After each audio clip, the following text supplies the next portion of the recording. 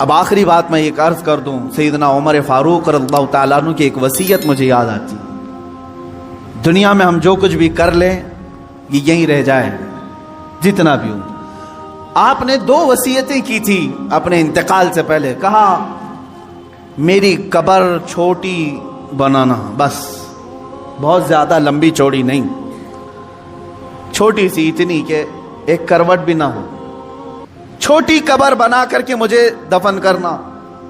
دوسری وصیت، مجھے سادہ سا کفن کپڑا دینا، عام لباس میں مجھے دفن کر دینا، کفن دینا۔ جبکہ حدیث پاک میں ہے، حضور صلی اللہ علیہ وسلم نے فرمایا کفنوا موتاکم باحسن اثوابکم، اپنی میتوں کو اچھے سے اچھا کفن دو، جتنا وہ عید بقرعید میں قیمت کا کپڑا پہنتے تھے اتنی قیمت کا کپڑا انہیں کفن میں دو۔ یہ مسئلہ ہے۔ عمر فاروق رضی اللہ تعالیٰ عنہ کی وصیت، یہ ان کا تقویٰ ہے، فرمایا چھوٹی قبر میں مجھے دفن کر دو، سادے کفن میں مجھے ملبوس کر کے دفن کر دو۔ پوچھا گیا لوگوں نے آپ سے کہ ایسا آپ کیوں فرما رہے ہیں؟ توجہ چاہتا ہوں، یہی 2 چیزیں ہمیں ہمارے مقصد تک لے جا سکتی ہیں۔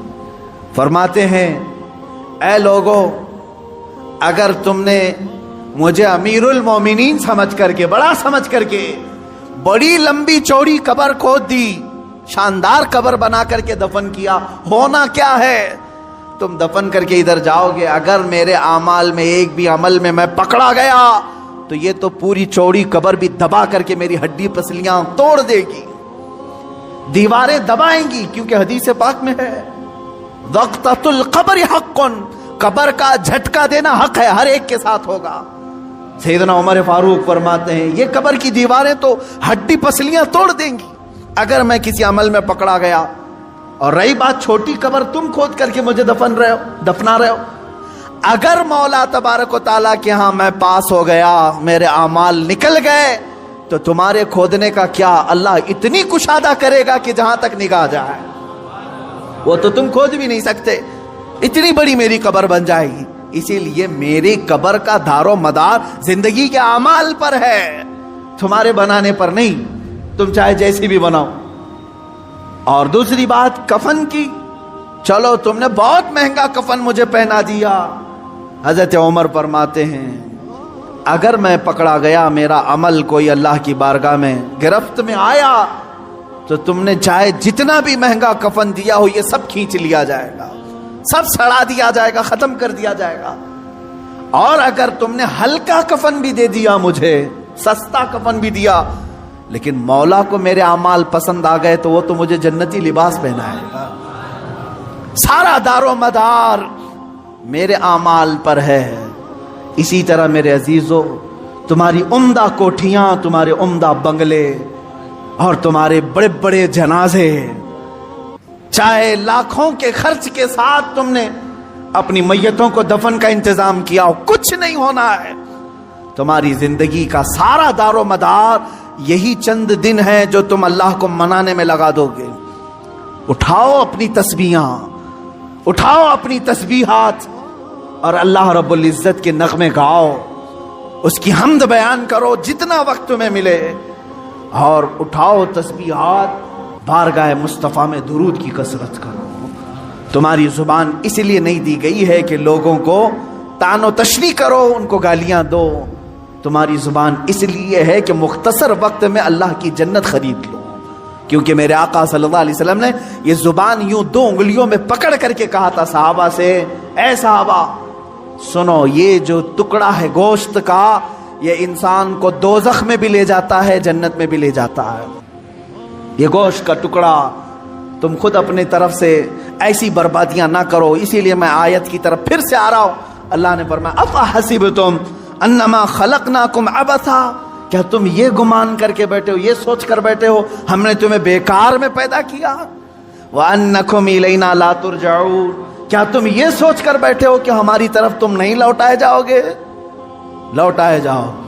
ابھی میں جنازے سے فارغ ہو کر آیا، ابھی شاید روز ایک جنازہ دیکھتے ہوں گے آپ، کس طرح سے لائے جاتے ہیں، تمہیں اندازہ ہے ہماری بھی موت آئے گی، اس دن ہمارے پہنے ہوئے لباس اتارے جاتے ہیں، اور ایک ہی لباس ہے، وہ ایک ہی یونیفارم ہے اس جگہ پہنچنے کا، ان سفید لباس میں باندھ کر کے لاتے ہیں۔ تم اگر آج اللہ کی بارگاہ میں نہیں آنا چاہتے، ایک دن ایسا آئے گا سب لوگ پکڑ کے لائیں گے، امام کے سامنے رکھ دیں گے۔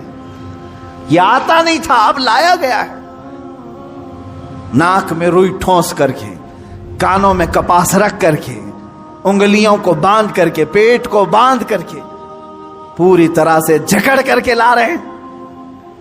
یہاں میں عزت سے بھی کہوں گا، بعض وہ ہیں جو جنت کی طرف جا رہے ہیں، عزت سے ہی جا رہے ہیں، لیکن لائے جائیں گے، ہر کوئی لائے جائے گا۔ وَأَنَّكُمْ إِلَيْنَا لَا تُرْجَعُونَ، تم یہ گمان کرنا ہی مت کہ تم نہیں لوٹائے جاؤ گے، ہر ایک کو لوٹنا ہے۔ اسی لیے تو تمہیں حدیث میں یہ بتایا گیا تھا، جب کبھی موت کی خبر سنو تو فوراً کہو اِنَّا لِلَّهِ وَإِنَّا إِلَيْهِ راجعون۔ اس کا مطلب کیا ہے؟ ہم اللہ کے ہیں، ہم کو اللہ ہی کی طرف لوٹنا ہے۔ تمہیں ہر موت پر یہ سکھایا جا رہا ہے کہ تم لوٹنے والے ہو، تم لوٹنے والے ہو، تم جانے والے ہو، تم جانے والے ہو۔ عزیزان گرامی وقار، جانے والا اتنے آرام سے اور سستی اور کاہلی میں زندگی نہیں گزارتا۔ کل مجھے سفر پر جانا ہے، آج ہی میں نے سوٹکیس تیار کرنا شروع کر دیا۔ مجھے کیا کیا پہننا ہے رکھ دیا، کیا کیا استعمال کرنا ہے سب رکھ دیا، صابن سمیت سب چیزیں رکھ دی، ٹوتھ پیسٹ تک نہیں بھولتے۔ لمبا سفر ہے، جتنے دن کے لیے جا رہے ہیں، بیگ تیار آج سے۔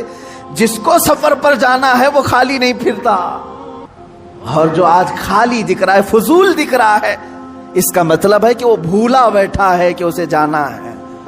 اور پھر عزیزو، اگر تم بھولے ہو تو بھولے رہو۔ قرآن میں اللہ تعالیٰ فرماتا ہے ایک دن ایسا آئے گا کہ کچھ لوگوں کو اندھا اٹھایا جائے گا۔ وہ پوچھے گا قال رب لم حشرتنی اعما وقد كنت بصیرا، اے اللہ تو نے مجھے اندھا کیوں اٹھایا؟ اندھے بھی اٹھائے جائیں گے، ننگے بھی اٹھائے جائیں گے۔ پوچھے گا کیوں مجھے اندھا اٹھایا جبکہ میں دیکھتا تھا، آنکھیارا تھا؟ رب تعالیٰ کا جواب سنو، 16ویں پاری کی آیت میں پڑھ رہا ہوں، سورہ طٰہٰ کی آیت۔ اللہ فرماتا قال كذلك اتتك آیاتنا فنسیتها وكذلك اليوم تنسى، اے بندے تجھے یاد ہے اسی طرح میری آیتیں تیرے تک آتی تھی دنیا میں، تو نگلیکٹ کر دیتا تھا، تو بھلا دیتا تھا، تجھے بلایا جاتا تھا تو پیٹ پھیر کر چلا جاتا تھا۔ رب تعالیٰ فرماتا ہے کذالک اليوم تنسا، اسی طرح آج تجھے بھلا دیا گیا، آج تجھے بھلا دیا گیا، تیری طرف دیکھا بھی نہیں جائے گا۔ قیامت کے دن کچھ بندے ایسے ہوں گے جو ربی ربی ربی کہہ کر 100 سال تک پکاریں گے، 100 سال تک اسے رحمان رحمان کہہ کر 100 سال پکاریں گے۔ فرشتے کہیں گے مولا تیرے بندے تجھے پکار رہے ہیں۔ رب تعالیٰ کیا فرماتا ہے؟ فرماتا ہے ان سے کہہ دو لا یکلمہم اللہ یوم القیامہ، اللہ ان سے آج بات بھی نہیں کرنا چاہتا۔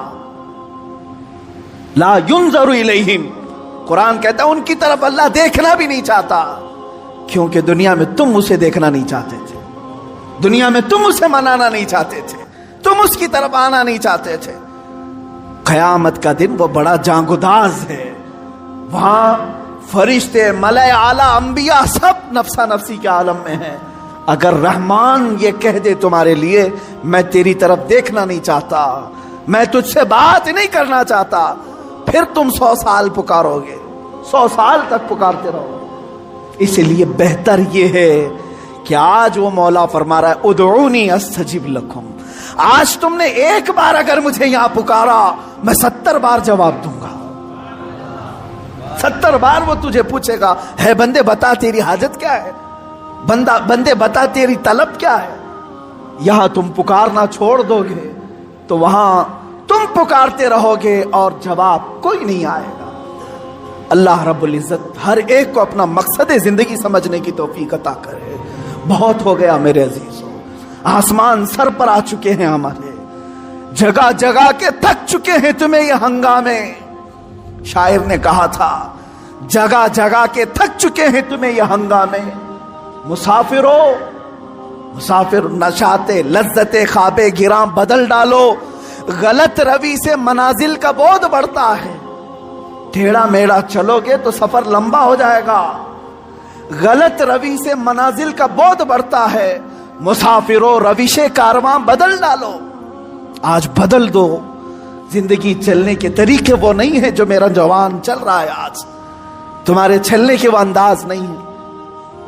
حالی نے بڑے شاعر، انہوں نے بارگاہ رسول میں یوں التجا کی تھی، اے خاصان رسول وقت دعا ہے، امت پہ تیرے وقت عجب آ کے پڑا ہے، امت پہ تیرے آج عجب وقت آ کے پڑا ہے، اے رسول پاک آج ہماری مدد کر لے۔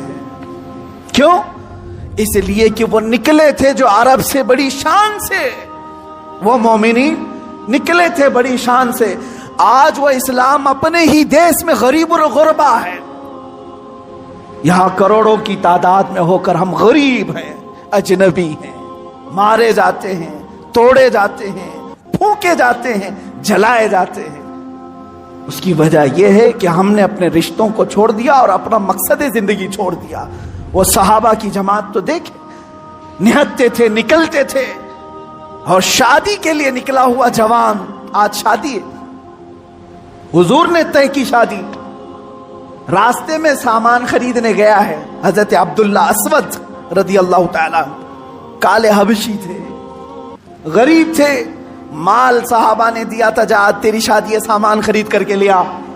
بازار میں گئے، اچانک کافروں کے حملے کی خبر آئی کہ مدینے پر حملہ ہونے والا ہے، اعلان ہو گیا، اللہ کی رضا کے لیے اللہ کے رسول نے بلایا جہاد میں۔ شادی کا سامان چھوڑ کر کے وہ تلواریں خریدنے میں لگ گئے، گھوڑا خریدا، زیرہ خریدا۔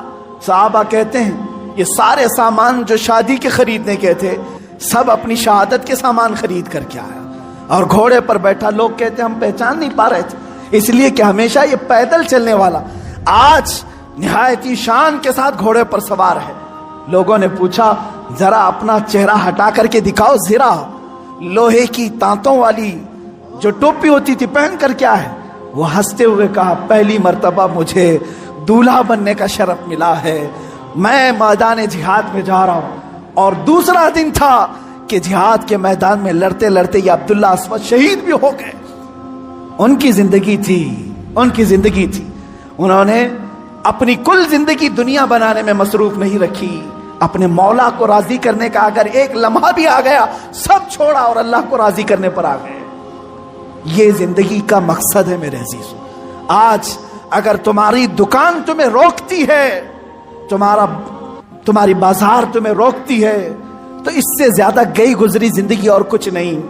اللہ سے اگر تمہیں یہ دکانیں روکتی ہیں تو ان دکانوں کا کیا یہ جہنم میں لے جائیں گی۔ ہاں اگر تم دکان میں بیٹھے مولا کی طرف بلاوا آ گیا، چھوڑ دیا اور آ گیا، تو یہ کہتے ہی عبداللہ ہے، اللہ کا بندہ ہے، ورنہ میں کہوں گا عبد المال ہے، عبد المال مال کا بندہ اور عبداللہ اللہ کا بندہ۔ تم فیصلہ کر لو عبد المال بننا ہے کہ عبداللہ بننا ہے۔ وآخر دعوانا الحمدللہ رب العالمین۔